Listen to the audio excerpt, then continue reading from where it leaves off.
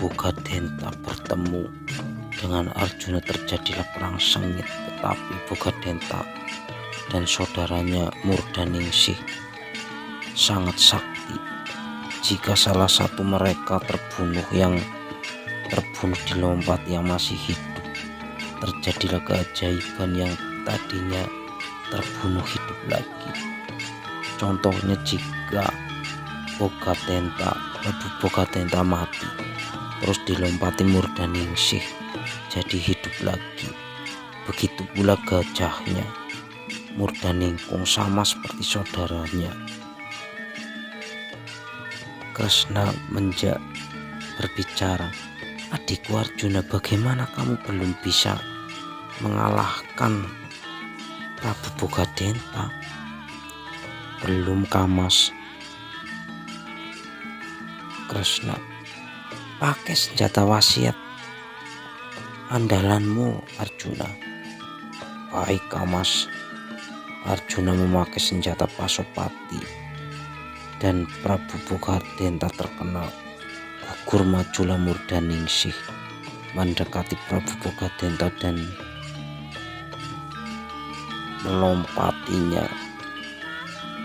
Dewi Murdaningsih melompati Prabu Bogadenta sehingga hidup lagi. Arjuna merasa kaget, dan Bogadenta naik gajah Murdaningkung maju mendekati Arjuna, dan Arjuna naik kuda Mangunjaya kembali bertempur lagi. Lama peperangan, kuda Arjuna mati terkena belalai gajah Murdaningkung. Arjuna merasa sedih karena kuda itu hadiah dari Dewi Srikanti. Dewi Murdaningsih menuju Raden Arjuna, mau menyerang Arjuna. Tetapi setelah Murdaningsih bertemu Arjuna, mereka saling tatap dan Murdaningsih terpanah asmara. Diceritakan Arjuna dan Murdaningsih memadu asmara di sebuah rumput alang-alang.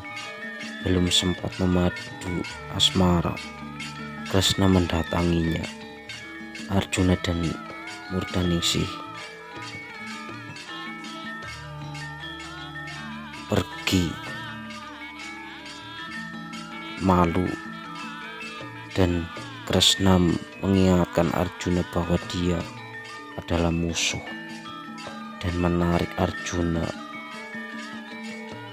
memarahi Arjuna karena memberi saran ke Arjuna untuk pergi ke negara Turilaya, kerajaan Bogadenta, untuk mencari daun kastuba. Diceritakan daun kastuba, daun kehidupan Prabu Bogadenta, masih Murdaningsih dan Murdaningkung. Kelemahan ketiganya, daun harus dilubangi semua. Berangkatlah Arjuna ke negara Turilaya. Setelah Arjuna sampai di negara Turilaya, negara sepi karena ditinggal rakyatnya ke Astina, dan Arjuna menemukan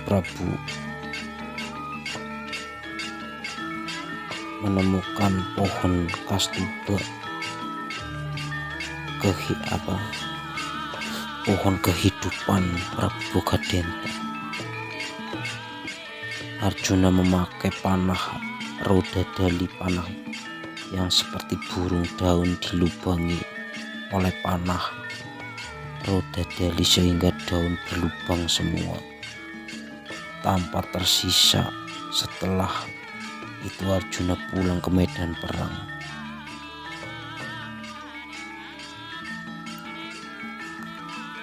Diceritakan di lain tempat, di Telaga Wisa, tempat Dewa Baruna.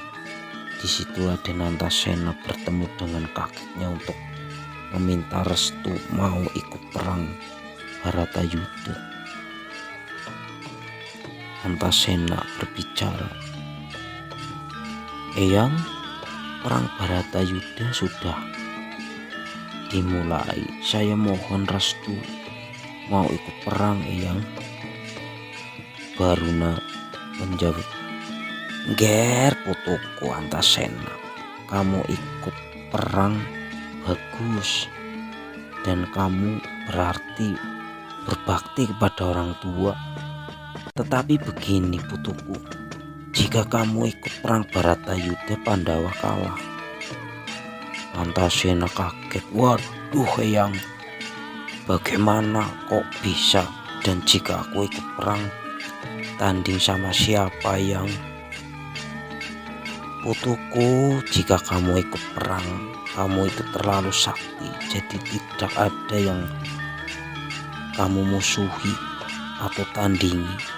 Jadi kamu tidak ikut perang." "Kenapa Eyang? Kenapa saya tidak ikut perang?" "Sudah saya bilang, jika kamu ikut perang, Pandawa kalah. Jadi kamu mau pilih mana?" Antasena, "Aduh Eyang, aku memilih Pandawa menang. Jadi kalau aku mati saja Yang." "Baik putuku, berarti kamu sudah siap mati?" "Eyang, aku sudah mantap memilih orang tua saya menang dalam perang." Diceritakan Raden Antasena disuruh diam untuk memejamkan mata. Walaupun Antasena berdiri, tetapi nyawanya sudah tidak ada. Batara Baruna mengeluarkan air suci menetes ke badan Antasena. Dengan seketika seperti lilin terkena api, Raden Antasena badannya hancur dan gugur menjadi kesatria Pandawa. Pandawa didoakan oleh Baruna. Nantinya Pandawa menang dalam peperangan. Kembali ke medan perang, Raden Arjuna yang sudah pulang dari negara Turilaya yang berhasil melubangi daun Kastuba. Peperangan dimulai. Raden Arjuna diarahkan oleh Sri Kresna agar Arjuna memanah ketiga musuhnya sekaligus, yaitu Pugadenta, Murdaningsi, dan Murdaningkung, karena mereka diibaratkan raga tiga nyawa satu. Mereka harus mati bersama-sama. Raden Arjuna menggunakan senjata Pasopati panah diarahkan ke Pugadenta dan Murdaningsi dan Murdaningkung. Panah Pasopati menusuk ketiganya dan gugur seketika. Prabu Pugadenta, Murdaningsi, dan Murdaningkung.